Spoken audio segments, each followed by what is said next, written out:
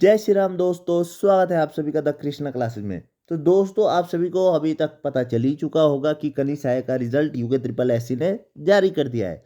मतलब साफ है कि यूके ट्रिपल एससी 10 अप्रैल से पहले पहले अपना यूके ट्रिपल एससी का जो कैलेंडर है वो भी निकाल देगा। 10 अप्रैल से पहले पहले मैं आप सभी को बता देता हूँ, और उसी में आप सभी को मिलेगी वन दारोगा की डेट। और डेट मुझे लगता नहीं है 1-2 महीने से ज़्यादा लंबा रहने वाला है। यूके ट्रिपल एससी बहुत जल्दी डेट देगा वन दारोगा की, क्योंकि वन दारोगा उन्होंने सेकंड पर रखा है। सेकंड जो एग्ज़ाम होगा वन दारोगा का ही होगा। तो इसीलिए मैं आप सभी के बीच आया हूँ नया प्रैक्टिस सेट लेके, और आप सभी को एक अपडेट और दे देता हूँ। लेकिन पहले कुछ क्वेश्चंस कर देते हैं हम। कौन सा अधिनियम भारत में वन्य जीवों के संरक्षण और सुरक्षा के लिए मुख्य कानूनी ढांचा प्रदान करता है? तो आंसर है दोस्तों वन्य जीव अधिनियम 1972। सभी प्रतिष्ठानों में जल संचय अनिवार्य करने की घोषणा करने वाला प्रथम राज्य कौन सा है? तो आंसर है दोस्तों तमिलनाडु। मैंने जैसे कि पहले भी आप सभी को कहा है, जो इम्पोर्टेंट क्वेश्चन है उन सभी को आप नोटबुक पर लिखिए। ये जो प्रैक्टिस सेट चल रहा है ये चल रहा है 17 जुलाई का, और ये मॉर्निंग बैच का प्रैक्टिस सेट है। जब कोई द्रव विरामावस्था में होता है तो परिणामी क्षैतिज बलों का मान क्या होता है? तो आंसर है दोस्तों 0। इस सब पहले जितने भी आप सभी के बीच प्रैक्टिस सेट हुए हैं वो आप सभी को मेरे चैनल पर मिल जाएंगे। लगभग लगभग 20 प्रैक्टिस सेट हुए हैं, उसको भी आप ले सकते हैं। ये प्रैक्टिस सेट वही है जो पीछे यूके ट्रिपल एससी के एग्जाम में आए थे। 1800 क्वेश्चंस, वही ये क्वेश्चंस है। बांधों के निर्माण से भूजल स्तर पर क्या असर पड़ता है? तो बढ़ता है। भूजल स्तर क्या है? बढ़ता है।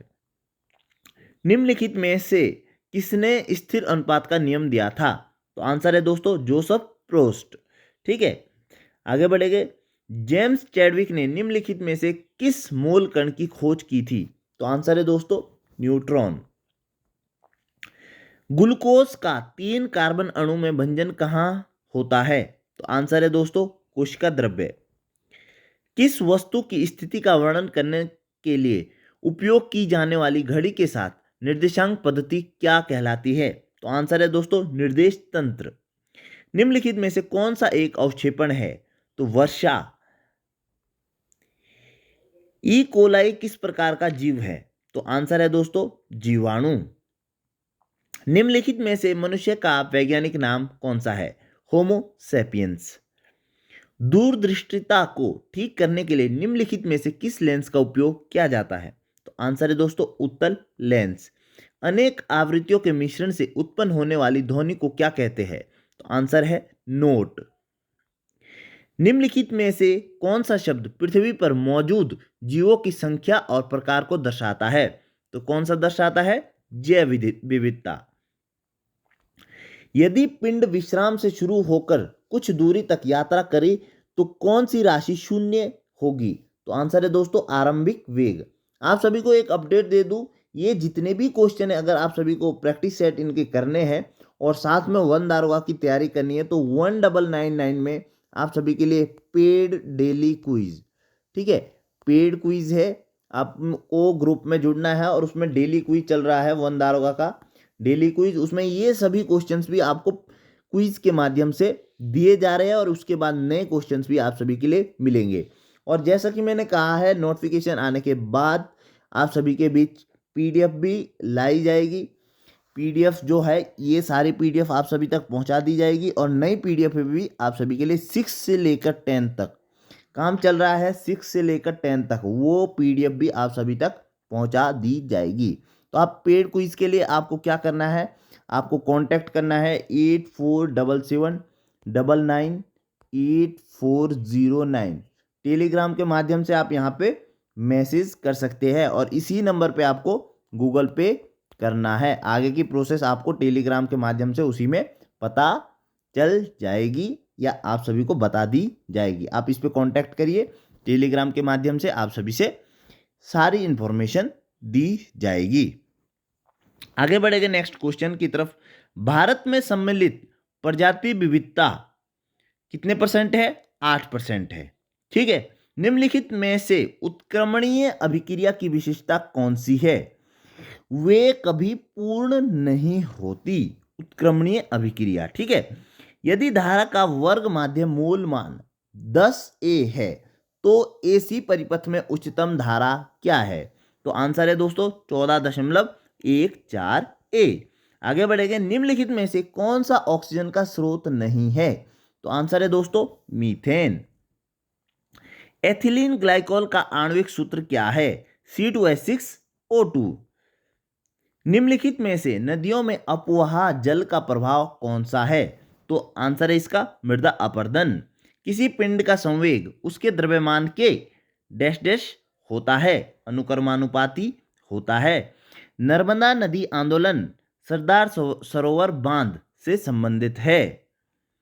कौन सा नियम कहता है कि बर्तन में रखे द्रव के किसी भी भाग पर लगाया जाने वाला बाहरी दाब बिना कम हुए सभी दिशाओं में समान रूप से प्रसारित होता है? तो आंसर है दोस्तों पास्कल का नियम।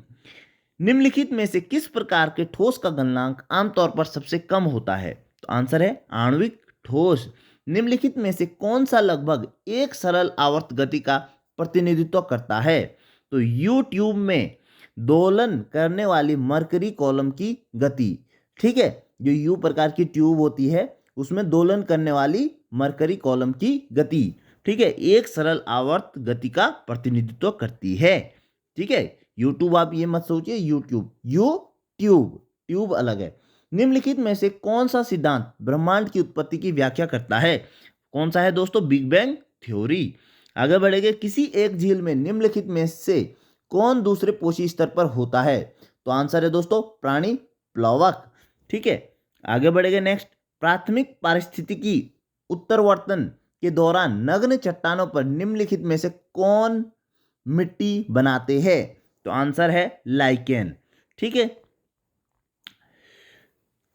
बीटा किरणों में डैश डैश कण होते हैं, ऋणात्मक रूप से आवेशित कण होते हैं बीटा किरणों में। ठीक है, दूरी r द्वारा पृथक किए गए दो कणों से जुड़ी गुरुत्वीय स्थितिज ऊर्जा डैश डैश द्वारा दर्शाई जाती है।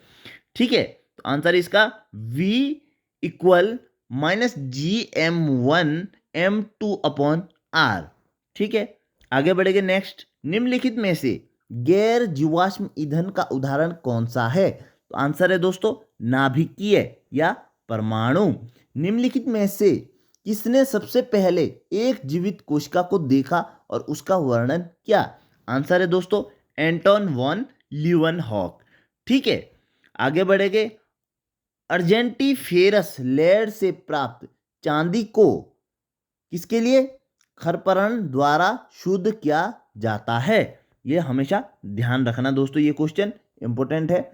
जब वस्तु को किसी ऊंचाई से छोड़ा जाता है तो गुरुत्वाकर्षण स्थितिज ऊर्जा किसमें? गतिज ऊर्जा में परिवर्तित हो जाती है। निम्नलिखित में से किस व्यावसायिक रोग को भूरे फेफड़े ब्राउन लंग रोग के नाम से जाना जाता है? तो किसको जाना जाता है दोस्तों? बाइसिनोसिस। ठीक है, तो आज के लिए दोस्तों इतना ही। चैनल को सब्सक्राइब करके जरूर जाना और शेयर करके जरूर जाना अगर ये वीडियो आप सभी को पसंद आती है। तो ये वीडियो दोस्तों आने वाले एग्जाम के लिए आपके लिए इंपॉर्टेंट रहने वाली है। धन्यवाद दोस्तों, अपना ध्यान रखना, अपनों का ध्यान रखना। जय हिंद, जय भारत, जय उत्तराखंड।